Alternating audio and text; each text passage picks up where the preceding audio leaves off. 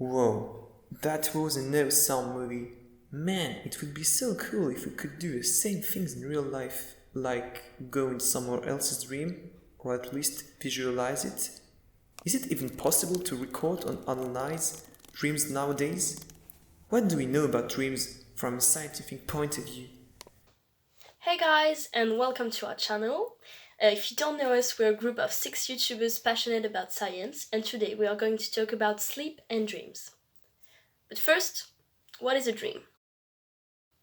It can be characterized as a vivid sensorimotor hallucinatory experience that follows a narrative structure. Dreams are so easy to record and analyze. Scientists have no problem to understand how they work.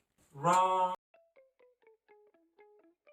A few days ago, I was sitting in my chair and I was wondering, hey, is it possible to picture what a dreamer can see during his sleep? Thanks to my big brain and my enormous amount of knowledge, I've got the answer instantly. Yes, I've searched on internet. And I've found some very interesting news. For example, did you know that scientists use electroencephalograms, or to make short, EEG, to analyze the different steps during the dream? They will place some sensor on the end of the sleeper and watch the aspects of the obtained curves. The more the spikes on the screen will be close to each other, the more there will be a chance to be on the REM stage. But what's REM stage, will you ask me? Nobody asked that. Well, I asked that. And who cares? I care. Could you stop interrupting me, please? Thanks. Anyway, REM stage, or rapid eye movement stage, is one of the most important stages when you are talking about the dreams. Indeed, it's during this stage that you can try to record the brain activity and see if it can be interpreted as a dream or not. However, not each REM stage is linked to a dream, and not each dream is linked to a REM stage. By the way, you can precisely analyze by using other techniques, such as electromyogram, electrooculogram, or PET scan. Boring!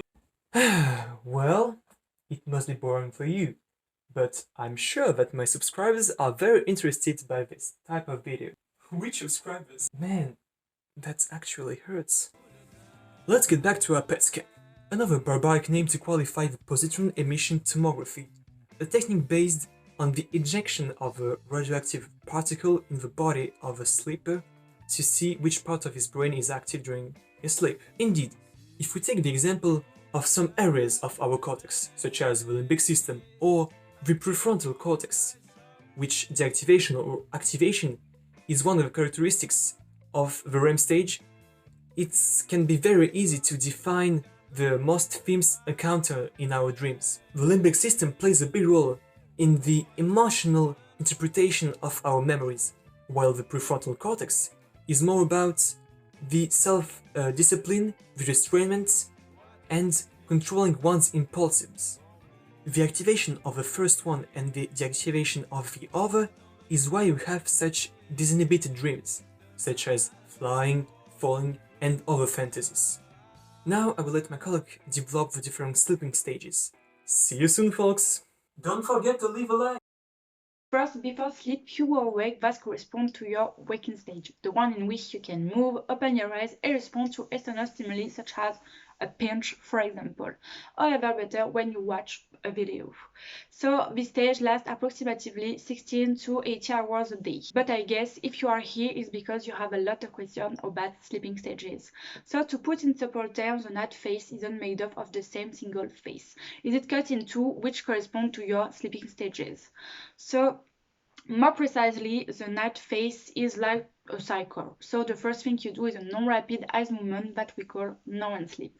So during this stage, you don't dream. Is it characterized by 4 stages? We do this 4 to 7 hours per night for all stages. After that is it REM sleep, that corresponds to the stage R. So during this stage, the brain waves are similar to those when you awake, and the most vivid dreams happen during this stage. And contrary to the waking stage, your body does not move during 90 to 120 minutes per night. So a whole night of sleep is composed of several phases. So non-REM sleep, then REM sleep, followed by non-REM sleep again, and finally REM sleep just before waking up. So it's the whole cycle that happens several times a night. I know that's way more complex than it seems. I guess now you wonder how long is a sleep cycle. So the first sleep cycle takes about 90 minutes. After that, they average between 100 to 120 minutes. So typically, individual will go through 4 to 5 cycles a night. And the most interesting here is that the sleep cycle includes areas from the nervous system which are activated at specific time and over not. So it's a very, very complex phenomenon. So to prove that, for a very, very long time until the 50s, scientists believed that sleep was a unitary and passive phenomenon whose sole purpose was to rest. And in reality, after observation and study of the brain activity, we discovered that the night phase is made of several phases that are numerous previously. So non-REM sleep and REM sleep. So by studying the brain activity, we have found an alternation between slow wave and larger wave during the sleep cycle. Hi guys, now I'm going to talk more about what non-REM sleep is. So a person falls asleep following successive stages through the first hour after going to bed. These stages are defined by electroencephalogram criteria. At first, during the somnolence period, the EEG spectra slides toward the low frequencies at the same time that cortical waves amplitude slightly increase. This period of falling asleep is called phase 1 and is obviously followed by a phase 2, which corresponds to a light sleep, characterized by a new reduction of waves frequency on the EEG, an increase of the amplitude, as well as occasional trains of high frequency waves that we call sleep spindles. These sleep spindles are periodic flashes between 11 and 12 Hz, lasting generally between 1 and 2 seconds, and are due to interactions between thalamic neurons and cortical neurons. Phase 3 corresponds to a moderate deep sleep or deep sleep. During this phase, the number of spindles decreases, whereas the wave amplitude and frequency respectively keep on increasing and decreasing.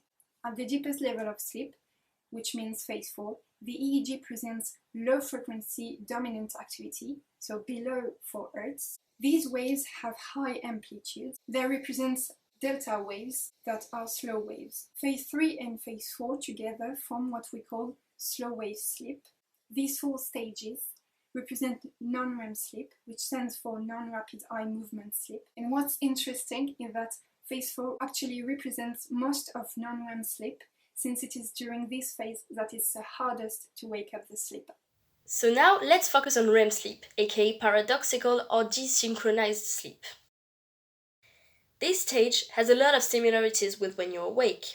On an EEG, we can visualize low voltage, rapid, and desynchronized brainwaves, very similar to the waking stage waves. These faster waves are probably due to the high amount of a neurotransmitter called acetylcholine, whereas other important neurotransmitters such as histamine, norepinephrine, or serotonin are almost absent at this time. But even if your brainwaves act as if you were awake, by happy chance your body doesn't. Your muscles are like paralyzed, and the only muscles that are able to move are your eye muscles. This is not a coincidence. This is evolution. In fact, paradoxical sleep is the stage most associated with dreams. But if your muscles were able to function during your dreams, you would act your dreams, and you would risk a lot of injuries for yourself or for others. But why do we call it REM sleep? REM stands for rapid eye movements, so you may have guessed during this stage your eyes move rapidly. These movements are due to PGO waves, that are bursts of electrical activity originating from the brainstem. PGO waves occur in clusters and last between 1 and 2 minutes. Their highest amplitude is reached when they move into the visual cortex, causing the rapid eye movements. Scientists think that REM sleep is when your brain stores and processes information from the previous day, which is why it's the stage of dreams, because we think that dreams are meant to process new information in order to improve the brain's abilities. It recreates reality. Hi guys, so as my colleague said just before, different stages of sleep induce differential activation of the brain. But as you guess, this activation isn't global, but only involves a specific region of the brain. So now we will see the region involved in dreams. So first of all, when we dream, there is the activation of a specific region of the brain that we name hotspot. It is in the back of the brain, and its activation induces dreams, but it's not linked with a specific sleeping stages, as we see when its activation can be found in different stages of sleep. Unfortunately, this activation cannot induce complex content dreams, and so it has to be supplied by other region activation. So during our dreams, we use regions that we use also when we are awake. That's why when we dreamed only about things that we have already seen or already experienced, and now we can say it all is linked.